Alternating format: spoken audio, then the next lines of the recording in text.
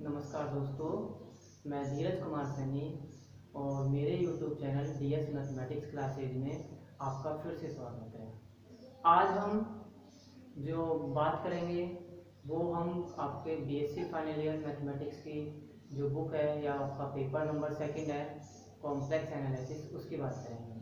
और ये complex analysis का चैप्टर नंबर 9 सिंगल पॉइंट्स का नवा लेक्चर है। और इस लेक्चर में हम विश्लेषिक फलन के जीरोज के बारे में बात करेंगे, साथ ही साथ इन जीरोज का नेचर क्या होता है इसके बारे में बात करेंगे। तो लेक्चर की शुरुआत करते हैं एक डेफिनेशन के साथ जिसका नाम है विश्लेषिक फलन के शून्य। ठीक है, तो डेफिनेशन है आपकी फर्स्ट डेफिनेशन, विश्लेषिक फलन के शून्य। विश्लेषिक फलन के शून्य।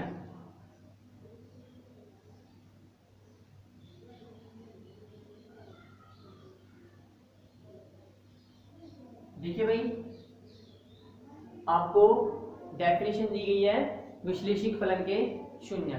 तो कहने का मतलब है सबसे पहले आप कौन सा फंक्शन डिफाइन करोगे, एक कॉम्प्लेक्स फंक्शन डिफाइन करोगे। ठीक है भाई, तो आपने एक कॉम्प्लेक्स फंक्शन f डिफाइन किया है, एक कॉम्प्लेक्स फंक्शन या एक सम्मिश्र फलन f आपने डिफाइन किया है। ठीक है भाई, ये कहां से कहां डिफाइन है, ये डिफाइन है डोमेन D से कोडोमेन C में।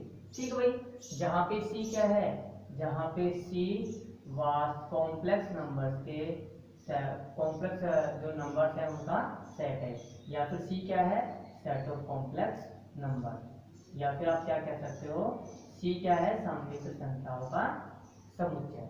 ठीक है भाई, साथ ही साथ ये सम्मिश्र फलन है तो किसमें डिफाइन है, ये डिफाइन है सम्मिश्र चर Z में। ठीक है भाई, ये जो सम्मिश्र फलन है, ये सम्मिश्र फलन सम्मिश्र चर Z बराबर x प्लस आयोटा y में डिफाइन है। और साथ ही साथ ये जो फंक्शन जिस सेट पे डिफाइन है, जिस डोमेन पे डिफाइन है, वो डोमेन क्या है, वो डोमेन कोडोमेन का नॉन एम्प्टी सबसेट है। ठीक है, तो देखो आपने एक कॉम्प्लेक्स फंक्शन लिया f जो डिफाइन हो रहा है डोमेन D से कोडोमेन C, जहां पे कोडोमेन क्या है, कॉम्प्लेक्स नंबर्स का सेट। और साथ ही साथ ये सम्मिश्र फलन किस वेरिएबल में डिफाइन है, कॉम्प्लेक्स वेरिएबल z बराबर x प्लस आयोटा y में डिफाइन है। और जहां पर ये डोमेन D क्या है, कॉम्प्लेक्स नंबर्स के सेट का कोई नॉन एम्प्टी सबसेट। अब आपको कॉम्प्लेक्स फंक्शन तो दे दिया, लेकिन कॉम्प्लेक्स फंक्शन डिफाइन किस प्रकार हो रहा है, कॉम्प्लेक्स फंक्शन डिफाइन हो रहा है f ऑफ z बराबर w बराबर u प्लस आयोटा g। ठीक है भाई, आपको ने जो फंक्शन डिफाइन किया वो फंक्शन किस प्रकार से हो रहा है कि f ऑफ z बराबर w बराबर u प्लस आयोटा v, जहां u और v क्या है, u और v x और y के वास्तविक मान फलन है। ठीक है भाई, जहां पे u और v क्या है, x और y के वास्तविक मान फलन है। ठीक है भाई, अब देखो आपने डोमेन से कोई पॉइंट लिया, ठीक है, आपने डोमेन से कोई पॉइंट लिया z बराबर a, ये z बराबर a f ऑफ z का, ये जो आपने पॉइंट लिया है डोमेन से z बराबर a, ये f ऑफ z का शून्य कहलाता है। ठीक है भाई, ये f ऑफ z का क्या कहलाता है, शून्य कहलाता है यदि, ठीक, यदि इस बिंदु पर फलन का मान क्या होना चाहिए, इस बिंदु पर फलन का मान शून्य होना चाहिए। ठीक है भाई, इस बिंदु पर फलन का मान क्या होना चाहिए, इस बिंदु पर फलन का मान शून्य होना चाहिए। या फिर आप कह सकते हो कि ईच z बराबर a belongs to the analytic function या complex function f of z का शून्य कहलाता है यदि f ऑफ z का मान क्या हो, इस पॉइंट पे, इस पॉइंट पे f ऑफ z का मान शून्य हो, इस पॉइंट पे f ऑफ z का मान क्या हो, शून्य हो। अब देखो ये तो आपकी डेफिनेशन हो गई। ठीक है, तो अगेन डेफिनेशन देख लो कि आपको डेफिनेशन दी गई है विश्लेषिक फलन के शून्य।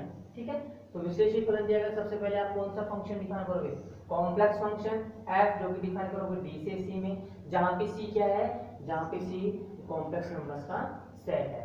और ये जो फंक्शन है ये फंक्शन कॉम्प्लेक्स वेरिएबल z बराबर x प्लस i y में डिफाइन है। और जहां पर डोमेन d क्या है, कॉम्प्लेक्स नंबर्स के सेट का कोई यूनिटी सबसेट है।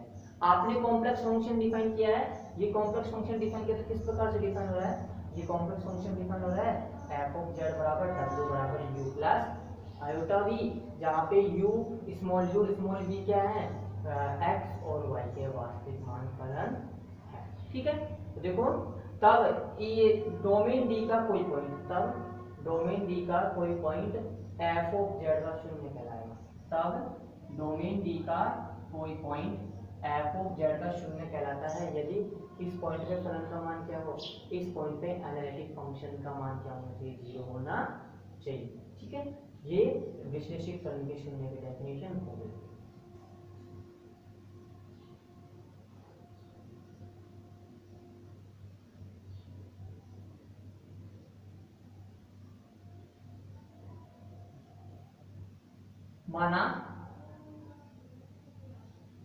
माना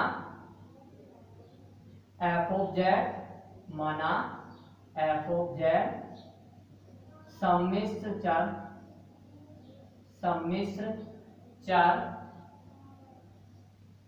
z में, सम्मिश्र चर z में कोई सम्मिश्र फलन है, कोई सम्मिश्र फलन है। ठीक है भाई, कोई सम्मिश्र फलन है जो प्रांत d पर परिभाषित है, जो प्रांत d पर परिभाषित है, जो प्रांत d पर परिभाषित है। प्रांत d पे परिभाषित है तो फंक्शन डिफाइन हो किस प्रकार से, that is f from d to c, that is f from d to c such that f of z बराबर w बराबर u plus iota v, such that f of z बराबर w बराबर u plus iota v, जहां small u तथा small v वास्तविक चरों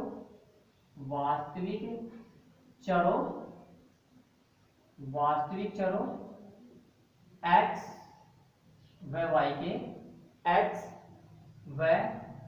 y के वास्तविक मान फलन है, वास्तविक चरों x व y के वास्तविक मान फलन है। ठीक है भाई, कैसे फलन है, वास्तविक मान फलन है, जहां z बराबर x प्लस आयोटा y तथा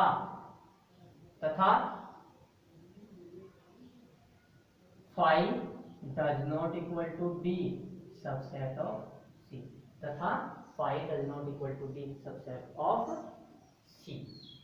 ठीक है, तब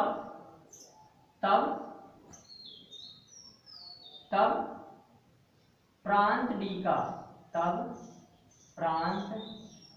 का कोई बिंदु, z बराबर a, प्रांत d का कोई बिंदु z बराबर a f ऑफ z का शून्य कहलाता है, f ऑफ z का शून्य कहलाता है यदि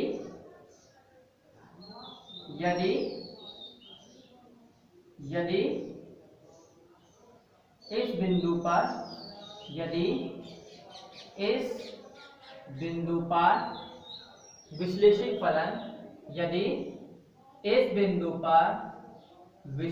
फलन f ऑफ z का मान, विश्लेषिक फलन f ऑफ z का मान क्या होना चाहिए, शून्य हो जाए। विश्लेषिक फलन f ऑफ z का मान शून्य हो जाए। ठीक है भाई, क्या होना चाहिए, विश्लेषिक फलन का मान शून्य हो जाना चाहिए। That is f of Z at the point Z बराबर ए इज इक्वल टू 0। ठीक है, तो ये विश्लेषिक फलन के शून्य की डेफिनेशन हो गई। एग्जाम्पल देखो, आपने एक कॉम्प्लेक्स फंक्शन ले लिया एफ ऑफ जेड। ठीक है, आपने कॉम्प्लेक्स फंक्शन ले लिया एफ ऑफ जेड जो कि क्या है, जो कि विश्लेषिक है पूरे कॉम्प्लेक्स प्लेन में। ठीक है, तो इस फंक्शन को आपने किस प्रकार से डिफाइन किया, आपने फंक्शन ले लिया एफ ऑफ जेड बराबर जेड स्क्वायर माइनस 1। ठीक है, ये क्या है, पूरे सम्मिश्र तल में क्या है, विश्लेषिक फलन है। तब जेड बराबर प्लस माइनस 1, तब जेड बराबर plus minus 1 F of Z के शून्य है, एफ ऑफ जेड के शून्य है। ठीक भाई, तब जेड बराबर प्लस माइनस 1 क्या है, एफ ऑफ जेड के शून्य है। ठीक है, तो ये विश्लेषिक फलन के शून्य की डेफिनेशन कंप्लीट होती है। अब इसके बाद है आपके एक इंपॉर्टेंट थ्योरम नंबर 9.5.1। ठीक है, इसके स्टेटमेंट है कि फलन के शून्य के वियुक्त बिंदु होते हैं। फलन के शून्य क्या होते हैं, वियुक्त बिंदु होते हैं। ठीक है, तो स्टेटमेंट देखो, आपके ये थ्योरम नंबर है 9.5.1। ठीक है, फलन के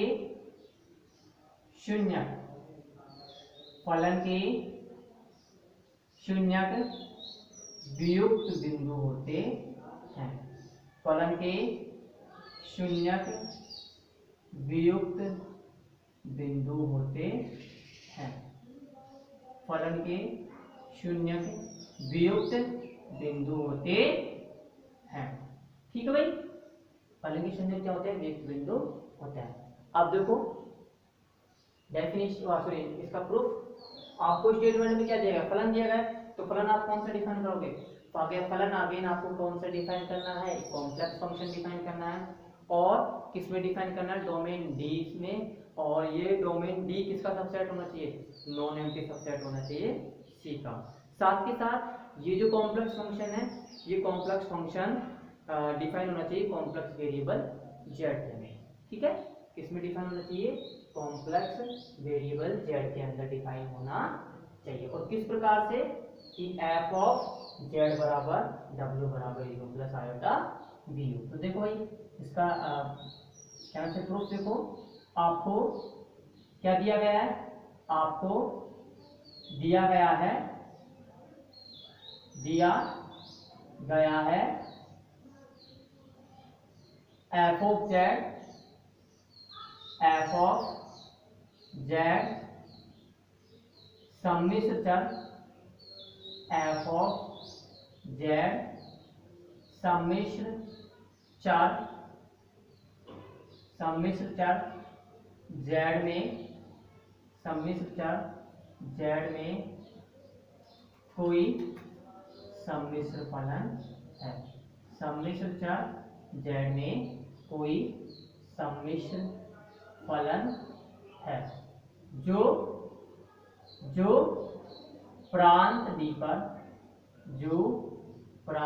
पर परिभाषित है, जो प्रांत डी पर क्या है, परिभाषित है।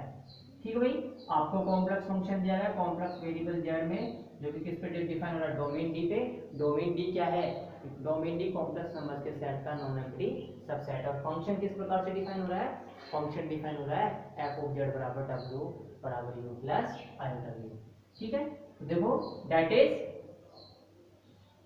Is f from D to C, that is f from D to C बराबर a plus iota v such that a b belongs to R.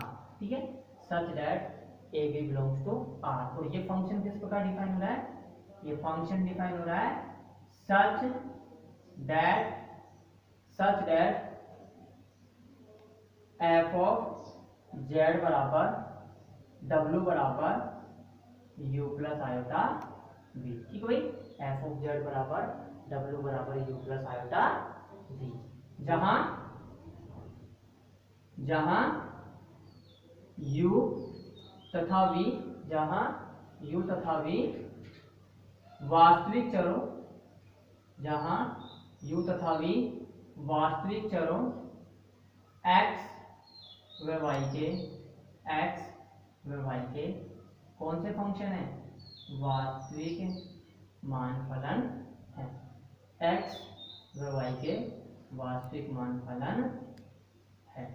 ठीक भाई, तथा तथा z बराबर x प्लस आयोटा वाई और फाई क्या है, फाई सॉरी डी क्या है, सी का पॉलिनोमियल सबसेट और phi does not equal to D subset of C.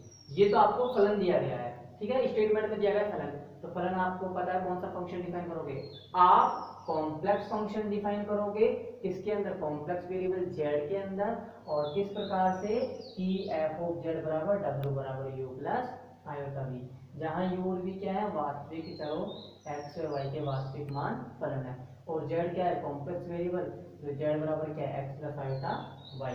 Domain d क्या है, डोमेन d कॉम्प्लेक्स नंबर्स के सेट का पॉलिनोमियल सबसेट है। ठीक है, आप देखो माना z बराबर a, एफ ऑफ जेड का एफ ऑफ जेड का एफ ऑफ जेड का कोटि m का शून्य, माना z बराबर a, एफ ऑफ जेड का कोटि m का शून्य। ठीक है, तो किस प्रकार से डिफाइन होगा function, that is f of z बराबर जेड माइनस ए की whole power m into g of z. ठीक है, अब देखो यहाँ पे z बराबर a, एफ ऑफ जेड का कोटि m का शून्य है, एफ ऑफ जेड का कोटि m का शून्य है, तो आप क्या कह सकते हो कि g ऑफ जेड, जहाँ पे g ऑफ जेड कैसा फंक्शन हो जाएगा, g of Z analytic function हो जाएगा, और इस पर वैल्यू क्या होगी, इस पॉइंट पे g ऑफ जेड की वैल्यू नॉन जीरो होगी। क्यों होगी, क्योंकि अगर g ऑफ जेड की वैल्यू z बराबर a पर जीरो हो गई तो इस फलन f ऑफ जेड के पास जो जीरो है z बराबर a, उसकी कोटि m नहीं होगी, m से अधिक हो जाएगी। ठीक है भाई, तो इस वजह से g ऑफ जेड जो यहाँ पे फंक्शन है वो कैसा फंक्शन है, एनालिटिक फंक्शन है। ठीक है, और साथ के साथ उसकी वैल्यू क्या है, इस पॉइंट पे नॉन जीरो है, जहां g ऑफ जेड विश्लेषिक फलन है, जहां g ऑफ जेड विश्लेषिक फलन है, तथा तथा तथा z बराबर a पर, तथा z बराबर a पर g ऑफ a की वैल्यू क्या है, g ऑफ a की वैल्यू नॉन जीरो है, तथा z बराबर a पर g of a does not equal to zero. ठीक है, आप देखो z बराबर a पर g ऑफ z का मान जीरो है, सॉरी g ऑफ z का मान नॉन जीरो है, और क्या है, g ऑफ a के बराबर है, तो आप क्या कह सकते हो, अतः z बराबर a के प्रतिवेश में, अतः z बराबर a के प्रतिवेश में, अतः z बराबर a के प्रतिवेश में g ऑफ z शून्य नहीं है, अतः z बराबर a के प्रतिवेश में g ऑफ z क्या है, शून्य नहीं है। ठीक भाई, क्या नहीं है, शून्य नहीं है, that is g of z क्या है, g of z non zero है। ठीक भाई, एक बात और, z बराबर a के नेबरहुड में g ऑफ z तो शून्य नहीं है, साथ के साथ z बराबर a के नेबरहुड में, z बराबर a के नेबरहुड में अगर आप कोई भी कॉम्प्लेक्स नंबर लेते हो तो वो a के इक्वल नहीं होगा, a के इक्वल नहीं होगा तो आप क्या कह सकते हो कि जब z a के इक्वल नहीं है तो z माइनस a की होल पावर है जीरो के इक्वल नहीं होगी। ठीक है, चूंकि z बराबर a के प्रतिवेश में, चूंकि z बराबर a के प्रतिवेश में, z बराबर a के प्रतिवेश में, z बराबर a के प्रतिवेश में, z क्या नहीं है, a के बराबर नहीं है, क्योंकि z बराबर a के प्रतिवेश में z does not equal to a है। ठीक भाई, z क्या है, does not equal to a है। अब z does not equal to a है तो आप क्या कह सकते हो, आप कह सकते हो कि जब z a के बराबर नहीं है तो z माइनस a 0 के बराबर नहीं है। ठीक है भाई, z माइनस a किसके बराबर नहीं होगा, z माइनस a 0 के बराबर नहीं होगा। और जब z माइनस a 0 के बराबर नहीं है तो उसकी होल पावर n भी क्या है, 0 के बराबर नहीं होगी। ठीक है, क्योंकि z does not equal to a है तो आप क्या कह सकते हो, आप कह सकते हो कि z माइनस a क्या होगा, डज नॉट इक्वल टू 0 होगा। और जब z minus a does not equal to 0 है तो z माइनस a की होल पावर n क्या है, डज नॉट इक्वल टू 0 है। ठीक है, अब देखो आप क्या कह सकते हो कि z बराबर a के नेबरहुड में g ऑफ z शून्य नहीं है। ठीक है, z बराबर a के नेबरहुड में g ऑफ z शून्य नहीं है, और z बराबर a के नेबरहुड में z माइनस a की होल पावर n भी शून्य नहीं है। मतलब आप ये कह सकते हो, अर्थात z बराबर a के प्रतिवेश में, अर्थात z बराबर a के प्रतिवेश में, z बराबर a के प्रतिवेश में f ऑफ z बराबर z माइनस a की whole power n into g of z शून्य नहीं है। ठीक है भाई, इंटू जी ऑफ z क्या है, नहीं है, शून्य नहीं है। और जब ये शून्य नहीं है तो आप क्या कह सकते हो, अतः z बराबर a f ऑफ z का, अतः z बराबर a f ऑफ z का शून्यकों का वियुक्त बिंदु है। अतः z बराबर a f ऑफ z के शून्यकों का, f ऑफ z के शून्यकों का वियुक्त बिंदु है। ठीक भाई, शून्यकों का वियुक्त बिंदु है। दैट इज फलन के शून्य वियुक्त बिंदु होते हैं। दैट इज फलन के शून्य वियुक्त बिंदु होते हैं। आज का जो लेक्चर है वो कंप्लीट होता हुआ, अगर वीडियो अच्छी लगे तो लाइक करें, शेयर करें और चैनल को सब्सक्राइब करें।